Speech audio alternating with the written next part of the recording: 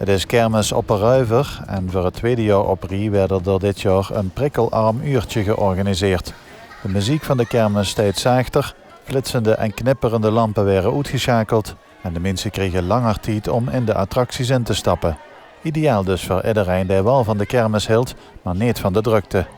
Ook de cliënten van de PSW maakten dankbaar gebruik van het rustige uurtje op de kermis in Ruiver. Voor hen was er nog het speciale entertainment geregeld.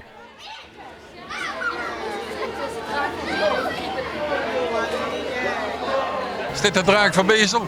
Ja, ik ben de drakentemmer en dit zijn 2 draken die vandaag aanwezig zijn in Bezel op de kermis. En wat vindt u eigenlijk van de prikkelkermis? Ik vind de prikkelkermis echt een goed initiatief.